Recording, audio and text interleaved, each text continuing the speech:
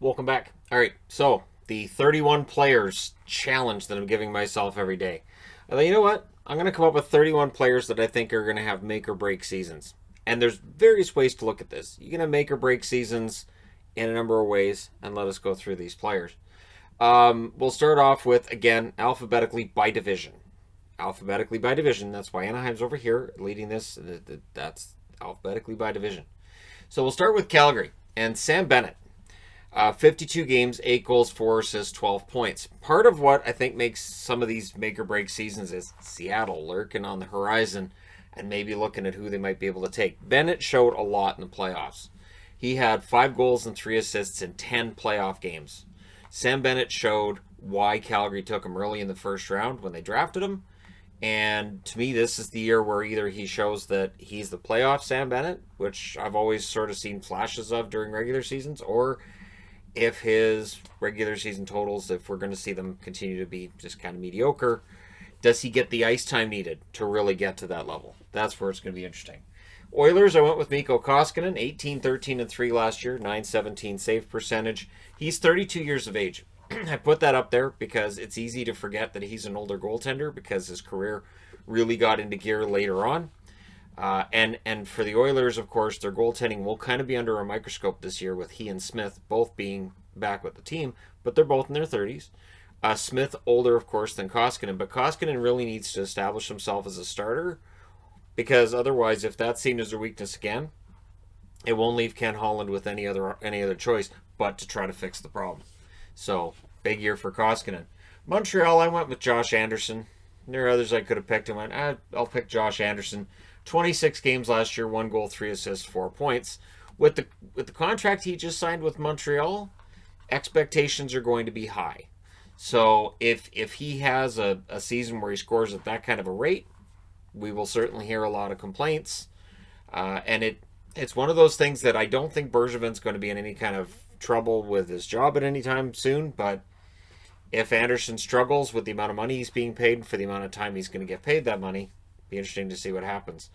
For Ottawa, I went with Chris Tierney. There's not a lot of players here that I think are at that stage. 71 games, 11 goals, 26 assists, 37 points. So why Tierney? Because now Stützle's coming into the team, Norris is coming onto the team. There's a lot of young guys who are going to get in there. It could push a guy like Chris Tierney out, and it could make it so that Ottawa basically doesn't have a role for him going forward. So it's kind of a big year for Tierney to prove that, I want to be here long term. Toronto, I went with Freddie Anderson for obvious reasons. He's a UFA this summer, 29, 13, and 7 last year, 909 save percentage, and of course the expectations on Anderson, they're going to be high. He's going to be played a lot. There's a very short window here for the games, for these 56 games to get played, and Anderson, the pressure is on to prove that 909 save percentage is the exception rather than the rule at this stage. And again, that's how that goes. Vancouver, the interesting thing is I wanted to put Besser up there. I thought, it's kind of a make or break for other players, but to me it's all about Jake Virtanen. 69 games, 18 goals, 18 assists, 36 points. I thought Virtanen was very good during the regular season, and I did my best to defend him, but there were certain points in the playoffs I couldn't. And Virtanen has to show, like for instance, news today out of training camp is that they're trying Höglander on the Horvat line. So if you're Virtanen, your ears have to kind of perk up when you hear that kind of stuff from your coach, because this may very well be the Canucks way of saying, I don't know that Jake's going to stick around. Virtanen has to really prove that he is going to be a part of this core moving forward, because it's clear that Vancouver would be okay with moving on from Jake Virtanen. That's been clear for a little while here. That even Benning, who's defended him right, left, and center, is running out of defenses at this point. Which is too bad because he is a goal scorer. And I think if the Canucks make him available, I think there will be some interest. But some of the rumors, the personality stuff, might cause that interest not to be where you'd expect it for an 18-goal scorer from last year. Winnipeg, I went with the guy who may very well be traded over the next couple of days. And that's Jack Roslovic. So let's just say the Jets find a way to convince him to come on into camp. Let's get you into camp, get you signed, and we'll work on it. 71 games, 12 goals, 17 assists, 29 points. I think Roslovic can score at a better rate than that. But if Winnipeg talks him into coming into camp and signing just a 1-year contract to get him to next summer, it's make or break time for Roslovic. Really is. Because if he doesn't have a good 56 game schedule, if he has his struggles, he's not really in a position to dictate terms. If he plays really well, then yeah, then he can. Over to the Central, Brady Shea. So Brady Shea, 67 games, 8 goals, 16 assists, 24 points. It is amazing how quickly Shea went from bright young defenseman with the Rangers to being kicked over to the Carolina Hurricanes. And the Rangers do have this odd, regular, seemingly annual thing where this is the defenseman that's our problem this year. That's their defenseman. Nope, that's the defenseman. And it's at some point I'm going to do a video on all of the Rangers defensemen they've traded out over the last, I'll say 7 or 8 years. But Shea's the latest, but it does feel like this is kind of a make or break year for him with Carolina, a team that has a deep blue line with Jake Bean coming up. If Shea doesn't perform up to the task, he may find himself exposed for Seattle next year. Alex DeBrincat's the one I went with for Chicago. DeBrincat, 70 games, 18 goals, 27 assists, 45 points. At least I know I'm expecting a bounce back for him goal scoring wise. Those 18 goals, he could get that in 56 games. He should be at 20 goals in 56 games. He has the goal scoring ability, but last season it just wasn't there. So I'm expecting some kind of a bounce back from DeBrincat, but if it doesn't happen, we'll see what happens with him, with his contract and all that stuff. And again, Seattle's out there. There's going to be somebody on this board that ends up a Seattle Kraken in June or July, August, September, whenever the actual expansion draft happens. So like 2027 or something like that. With Columbus, I went with Cam Atkinson, and I thought about Domi. I did, but I already had Domi on yesterday's board, so I thought I'm going to talk about Atkinson today. So 44 games, 12 goals, 14 assists, 26 points, and don't you dare tell him Artemi Panarin got him all those goals. Before Panarin got there, he was a goal scorer as well, before he played with Artemi Panarin. So in Atkinson's mind, this 12 goals in 44 games, that's the exception, and he's going to come in this year and prove he can still, be at that next level. So I would think that over a 56 game schedule, he's looking for 20 goals as well. I think there'll be a lot of guys who are looking for 20 goals in 56 games. And I think Atkinson will be among them. So it's important because, again, if he struggles, right? Seattle, right? So, yeah, we'll see. Dallas, I went with 2 guys because I couldn't decide between the 2. Because I think both of them need to have bounce-back seasons. And that's Alexander Radulov, 60 games, 15 goals, 19 assists, 34 points. Jamie Benn, 69 games, 19 goals, 20 assists, 39 points. Jamie Benn is one of my all-time favorite Dallas Stars. He is. But this past season, at times he looked slow. He didn't have the finish. He just seemed to be off. And Radulov, whether it was during the part of the season where he was taking a lot of bad penalties or parts of the season where he was struggling as well, both of them had troubles throughout the year. They're both on the wrong side of 30. So the odds of them having bounce-back seasons, both of them, there's not much chance both of them do, but the odds that maybe one of them does. And I'll go ahead and say Ben probably does based on the playoffs that he had with Dallas. I think Ben probably has the bounce-back year. But we'll see. Radulov showed in the playoffs as well he can be that elite level player at times. It's frustrating sometimes how long it can be in between those elite moments. With Detroit, there's not much to choose from Detroit when it comes to guys who had kind of a down year or it's a make or break because this is a young team, right? So I went with Robbie Fabry. Why?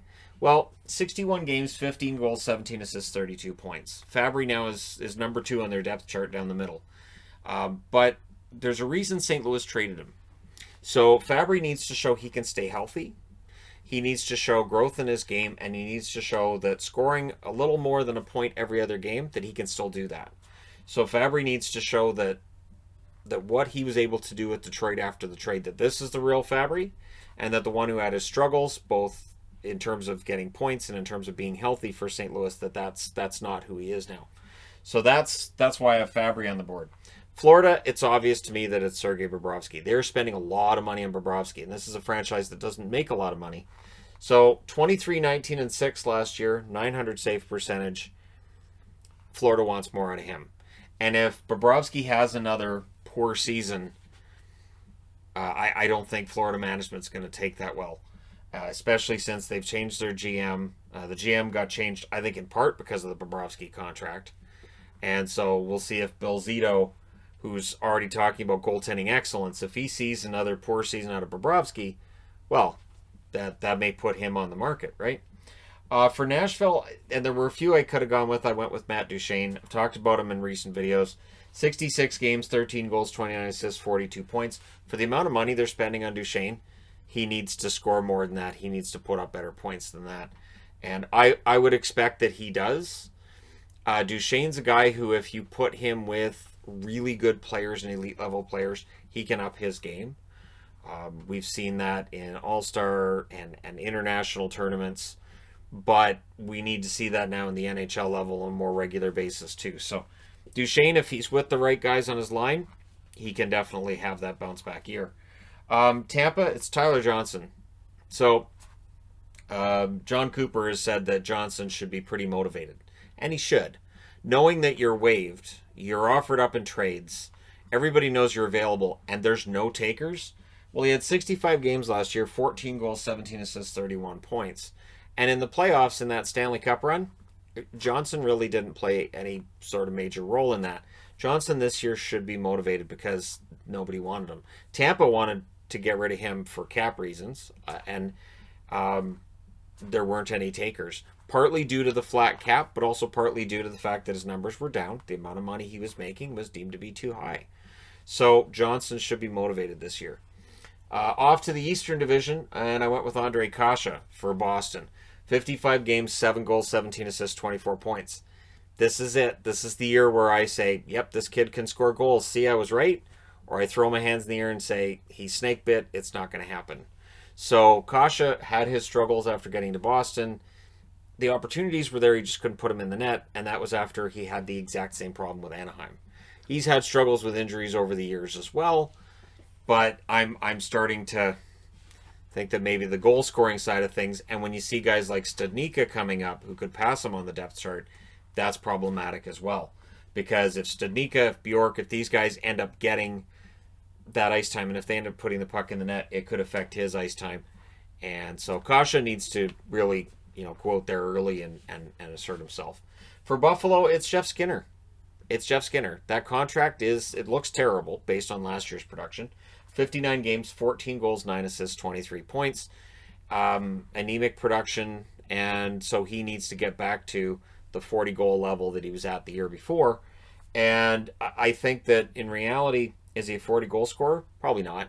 But is he better than this? Yes. So this is the year where he needs to show he's better than that, because if he produces at that kind of rate again, he could find himself on thin ice with Buffalo. And again, with the flat cap, I can't say what I normally would, which is like, well, they're going out of town.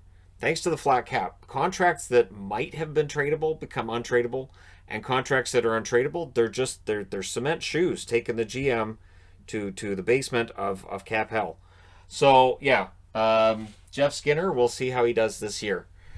For New Jersey, I went with PK Subban. So again, a lot of money being spent. There's already I've seen and I've speculated myself, and I've seen elsewhere too, that maybe Subban would be a guy Seattle would want. 68 games, 7 goals, 11 assists, 18 points. Makes a lot of money. New Jersey has the cap space. They're okay. I understand there's a couple of guys that aren't signed yet, but they don't really have a cap problem in New Jersey. And Subban needs to have that bounce back season. Rough year. And again, maybe that breakup with Lindsey Vonn maybe partly spurs on a good. I would hope that he's going to have a good season anyways. I hope relationship status doesn't affect whether you have a good or bad season.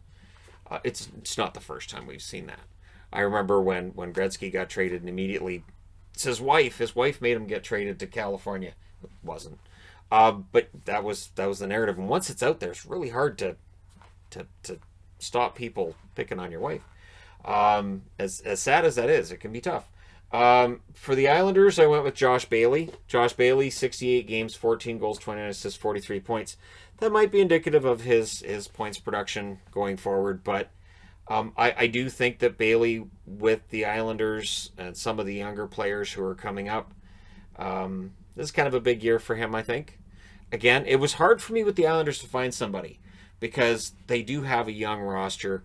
There's not really anybody on the blue line. I thought, well, this is a make or break year for them. There really wasn't. So I went with Bailey as, I guess, the closest I could get to that, in that he might be the most replaceable of the top six, right? Rangers, I went with Ryan Strome. So Ryan Strome had a great year. He likely will be happy to see Lafreniere's on a line behind him, but how long is Lafreniere on a line behind him? How long does he remain in the top six? Now, 70 games, 18 goals, 41 assists, 59 points. Lights out, great season, fantastic season for Strome, but can he do it 2 years in a row? In the event that he struggles, he's not able to get there, he then becomes likely a guy that the Rangers can move on from. The Rangers have this excellent young core. Kakko's going to get to that next step, I would think, in year two. And you got Lafreniere coming in. The Rangers are impressive, and you've still got Zibanejad, and you've got Kreider. And yeah, this is basically the numbers tell you at some point Strome probably gets taken out. Philadelphia, I went with Gostisbehere. I probably would have had Gostisbehere on the board last year too. Is a weird thing.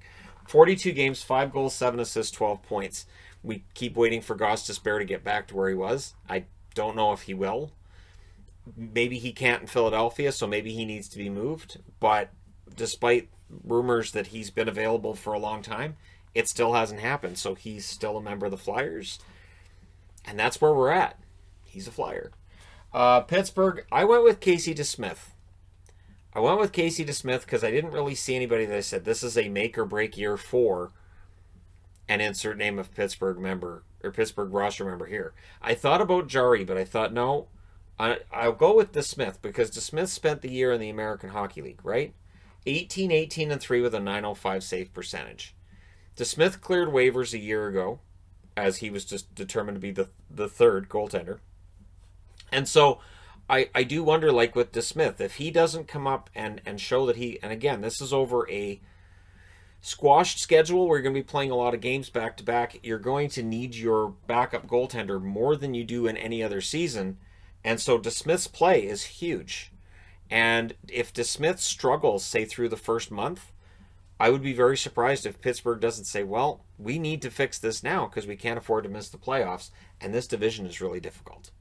So for DeSmith, the pressure's probably on right out of the gate. And if he does struggle, and if they do find that they have to upgrade that backup position, that might be his last chance at a National Hockey League job. For goaltenders, it is merciless. Goaltenders, it is so tough. There are so many good goaltenders that end up being in the American League, end up over in Europe. They just once that chance is gone, it can be gone. And in a way that for forwards and defensemen, you can reinvent yourself. You can end up in the bottom six. Defenseman, again, same thing. You can reinvent yourself. More of a defensive defenseman. Goaltender, either you stop the puck or you don't. Can't say I'm reinventing myself as a goaltender. I've decided to be more of a rover. Now, get in the net. Just get in the net. No, you can't skate out that. What are you doing? Why are there wings? So, yeah, DeSmith, we'll see how it goes. Washington, Justin Schultz. Justin Schultz signs the contract, comes over from Pittsburgh. The expectation is he will bounce back from what was a subpar year for him. 46 games, 3 goals, 9 assists, 12 points. And Schultz, over the last couple of years, whether it's with injury or just with his play in general, there's been some struggles there. So we'll see how he does for the Capitals. I wish him the best. I'm a fan of Justin Schultz. Out west now, we go to the Anaheim Ducks, Rickard Rakell. It's not a secret that I'm a huge Rakell fan. 66 games, 15 goals, 27 assists, 42 points. The goal scoring's been a problem for Anaheim, in part due to Rakell and Getzlaf and others struggling to get the puck in the net. And for Rakell, I think this is that make or break year, where if he doesn't figure this out, if his goal scoring doesn't get to that next level, he may be a guy that they look to move, that they look to make a change, right? Especially as guys like Zegras are coming in. So we'll keep an eye on his totals this year. Antti Ranta, 15, 14, and 3 with a .921 save percentage. But Ranta turns 32 in May, and he's a UFA next summer. So for Ronta, he needs to do two things. One, he needs to keep his numbers up, and two, he needs to stay healthy. If either of those things falter for him, and if it doesn't quite work out for him, he may find himself a UFA next summer, and there may not be a lot of suitors. So Ronta needs to have that good year and show, yep, I know I'm turning 32, but I can do it. And then maybe next summer a team like Boston might come calling if they're without Halak and Rask, if they both move on.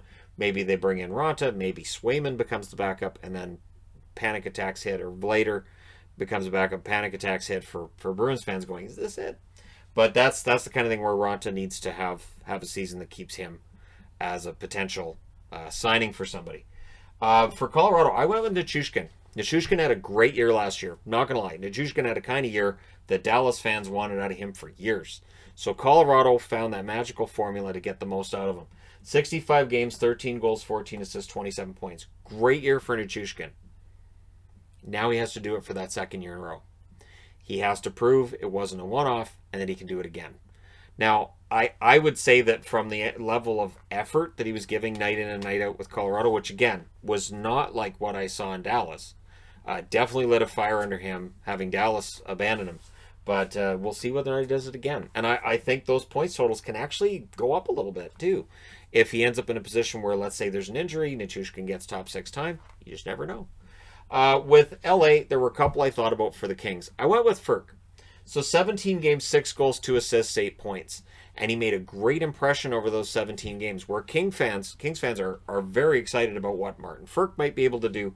And again, when you talk about Seattle, if you say, well, he might be available, Kings fans are going, no, we'll protect him. This season will decide that. Ferk has waited a long time for this opportunity. I think he's 27. So he's waited a long time for this opportunity. Now, there are late bloomers in the National Hockey League. It happens. Very often goaltenders, but it does happen with forwards and defensemen as well. And so for him, if he can prove that this wasn't just a hot streak, that he is actually that good night in and night out, he could end up being protected from the expansion draft. But Ferk just as easily, and I've seen this over the last 30, 35, how many? Oh, God, it's almost 40 years I've watched hockey. God, I'm old. Where I've seen a guy come in and have that kind of a run, people get excited, and then the following season, they're just not able to maintain that. And at some point I can do a video on that as well. Guys who had really good runs for one season, and then they just weren't able to maintain that. So I hope for Ken, however, because when a guy doesn't have a vowel in his last name, that makes it cool. Minnesota, Marcus Johansson. 60 games, 9 goals, 21 assists, 30 points. They're putting him down the middle. They're putting him in center. He's going to be one of the top 2 centers, whether he's number 1 or not. Training camp will tell him. But the plan is to put him back in the middle. I will say I admire the courage of Guerin to give this a shot. I really do. I think Bill Guerin has done a decent job so far in trying to get things to work for Minnesota. And he's decided to revamp the goaltending and the center spot. And we'll see pretty quick here how it works out for him. And honestly, for Johansson, if he has struggles, if it just doesn't work, then he may not be a Minnesota Wild player for more than a year. For San Jose, it's obvious to me, Martin Jones. And I thought about Dubnyk as well. Really, both goaltenders having a make or break here.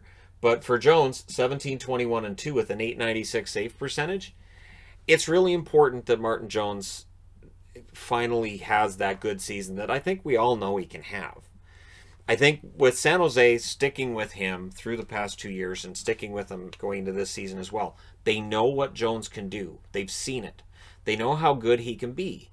It's not a secret just how good he can be at times, and it makes it all the more frustrating when you see him struggling, when you see him allowing goals that he shouldn't be allowing, because you know he's better than that. So I think if this year we see numbers from him that are subpar again, I think that may put his job on the line. It may very well be one of those things where San Jose looks and goes, well, Doug Wilson, he said he believed in this guy. I don't know. I mean, look where we're at. And it may be one of those things where Doug Wilson has some uncomfortable questions to start answering too. So, we'll see. But Martin Jones, to me, is the one with something to prove. St. Louis, I also went with a goalie for St. Louis in that Jordan Binnington is now the undisputed starter. And he may be relied on more than he was last year because Jake Allen's gone. He's in Montreal now. So with Jake Allen in Montreal, it's his net. But Binnington, 30, 13, and 7 with a .912 save percentage. The wins were there. The save percentage, right around league average. But against Vancouver, it was clear Vancouver kind of had a book on him. And that's one of those things where a goaltender can come in and have a great rookie season. And then if a team gets a book on him, it gets around the rest of the league, then has that same book on that goaltender. And it's up to that goaltender to elevate their game and to take what was a weakness and make it a strength. And that's really the key to maintaining your spot in the NHL as a goaltender, where you've got a weak glove hand. Every team figures it out. The next season, you don't. You've changed your game. I remember with Luongo, he came out in Vancouver. He was always coming out, and he was getting beaten because he had poor net coverage. So the next year, he stayed on the goal line for the most part, and he changed the way he played. Every year, he was willing to change. So for Binnington, it's that same thing for St. Louis. Needs to take a look at it where he got beaten, where those goals were, and this is where goalie coaches come in and all that, and they need to say, all right, this is what we need to work on.